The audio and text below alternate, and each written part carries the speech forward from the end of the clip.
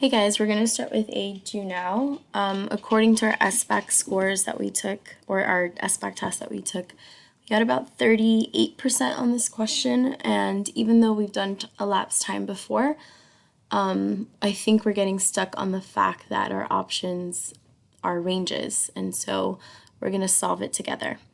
Matt and Jenna get dropped off at the mall. They spend 15 minutes walking, 16 minutes shopping, 22 minutes eating, and 27 minutes playing video games.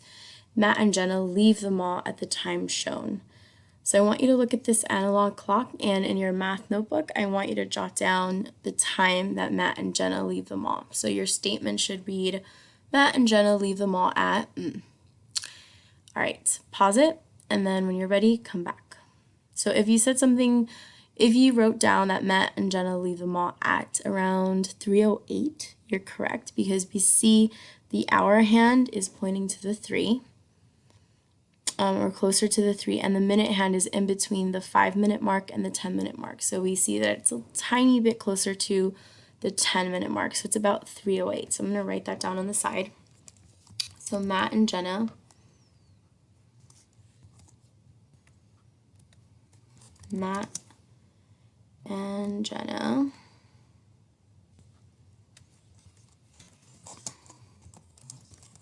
leave the mall at 3:08 p.m. I'm going to make that a little bit smaller.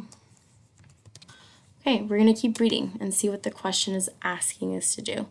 So which statement is true about the time Matt and Jenna arrived at the mall? And it's giving us multiple choice. A, Matt and Jenna arrived, meaning they got there, between 1:15 p.m. and 1:30 p.m. Matt and Jenna arrived between 1:30 p.m. and 1:45 p.m. Matt and Jenna arrived between 1:45 p.m. and 2 p.m. And Matt and Jenna arrived between 2 p.m. and 2:15 p.m. So I want you to pause and think, what kind of math are we expected to do in this problem in order to solve efficiently? Pause it, and I want you to think, what are we going to do to solve this problem efficiently?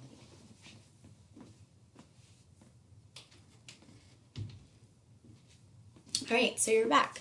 If you said something along the lines of, we're going to have to add all the time that Matt and Jenna were there, you're correct, right? We have to add that time up together, and we already know we have our end time.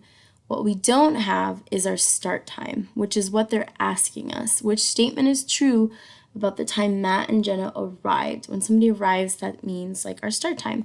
So let's start by adding these minutes together. So I'm going to write it on the side. We have 15 plus 16 plus 22 plus 27, and then I'm going to make this a little bit easier to move. I want to make this a longer equation.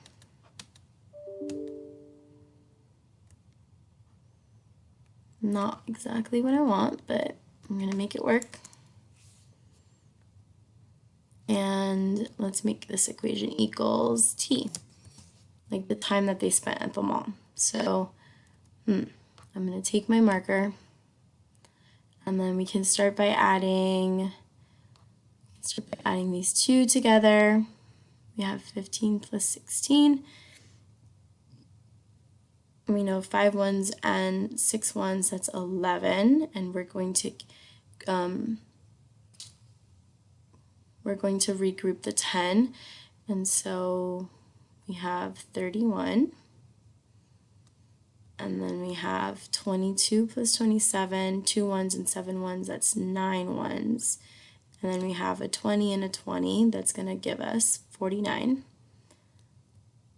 And now we're just adding 31 plus 49. We have 1 in the ones place and a 9 in the ones place, that's a 10. We're carrying over the other, the 10 onto the tens place. So that's going to give us 80. So Matt and Jenna leave the mall at 3:08. At 3:08 p.m. they spent 80 minutes at the mall. Okay, so far we have our end time, and now we know how long they were there. And so now we're going to use a number line to look at elapsed time. So I'm going to make a number line. I'm going to use a line over here. It's not going to be perfect, but that's okay. And I'm going to extend the page, and we know that they left the mall at 3:08 p.m.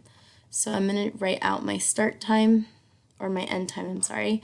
My end time is 3:08 p.m. and I need to subtract 80 minutes, or take, right? I'm subtracting 80 minutes to see what my start time is, because I don't know what my start time is. So I'm going to write it over here and get a little bit smaller so you guys can see it better. It looks better. And I'm subtracting 80, but I want to make sure I'm subtracting in a way that's efficient and I'm not getting confused. So I'm going to start by subtracting 8 minutes. And let me see if it lets me do little curves. Oh, perfect, it does. So I'm going to start by subtracting, let's go back to the marker. I'm going to subtract 8 over here. That means that over here it's now 3 p.m. and I've already subtracted 8 minutes. We can continue. Maybe this time we know we have 80 minutes, but we've already subtracted 8. So we can subtract maybe 70 minutes.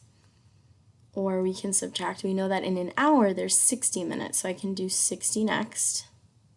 It's a really bad curve, but let's go with it.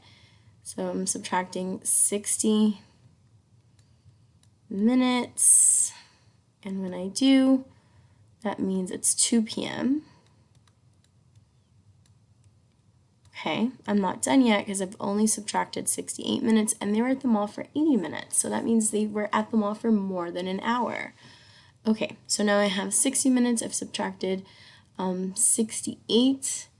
I need to subtract 80, so I'm going to subtract another 10.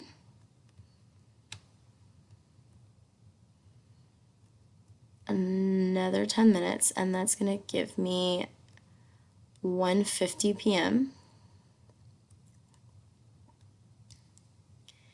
And now so far I've subtracted 10, 60, that's 70, that's 78.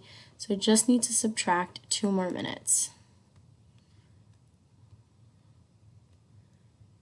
And I'm just going to write MIN for minutes. That means that if I take 2 minutes away from 1:50, that's going to be 1:48 p.m.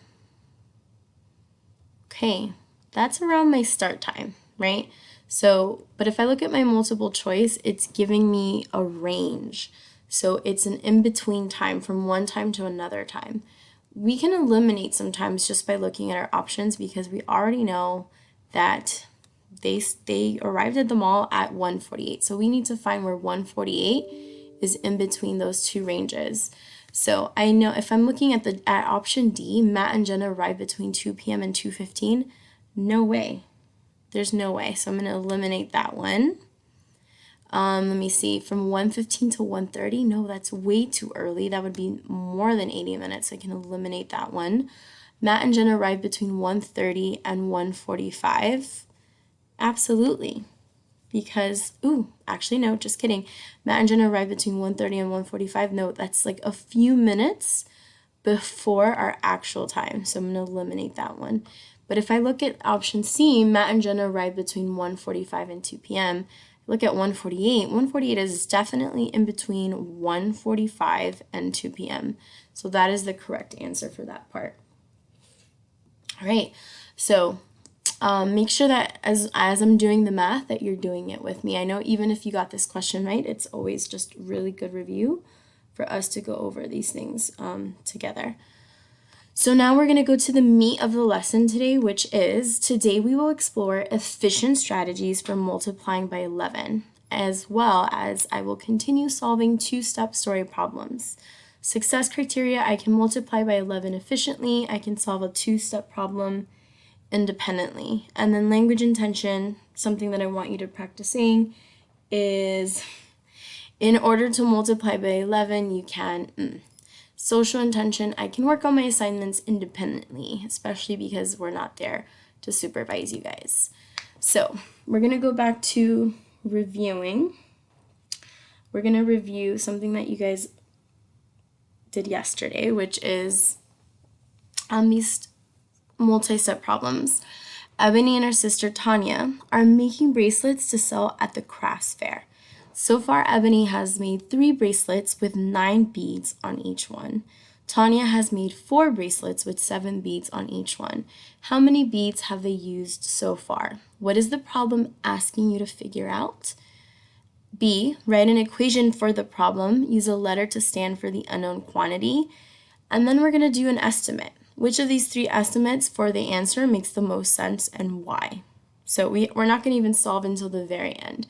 So if I look at Ebony and her sister Tanya are making bracelets and they're selling them at the crafts fair.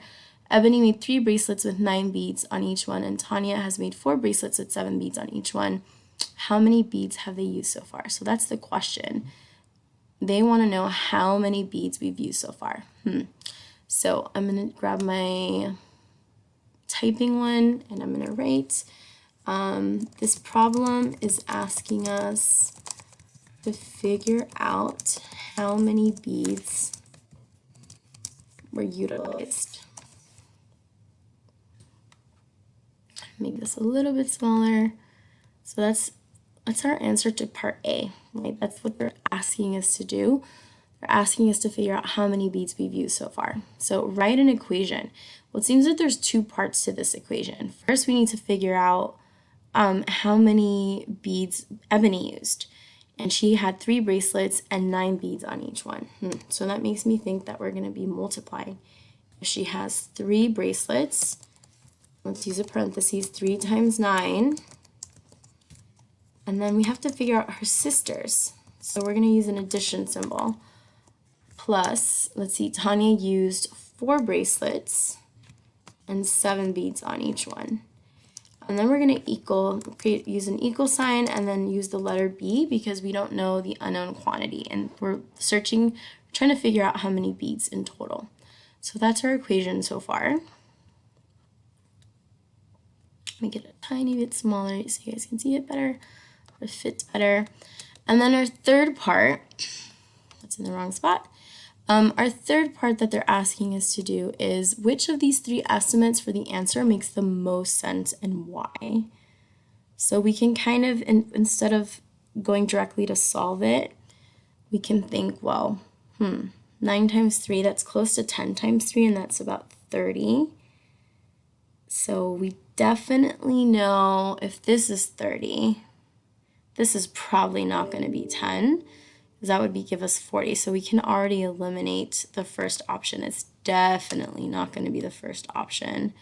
Let's see. Maybe if that's 30, 3 times 9, 4 times 7. If we don't know our multiplication facts, we know what 4 times 5 is 20, and 3 times 10 is 30. So that's like probably going to be a little bit less than 80, so it's definitely not 80. 60 beads looks like our closest bet, but we're going to solve it now. So I'm going to grab our equation and I'm going to make a copy of it. Oh, it's not letting me. Here, I'll just put it down here. Okay, so then I'm going to take my marker. 3 times 9 is 27. You can do the math with me. And then 4 times 7 is 28 equals B. And so now we can add by place value. So 7 ones plus 8 ones is 15. And I'm carrying over the 1 because that's a 10. It's really a 10. So 10 plus 20 is 30 plus 20 is 50. So really in all, they used 55 beads. So I'm going to upload part 2 separately so you guys can do the first part and the second part.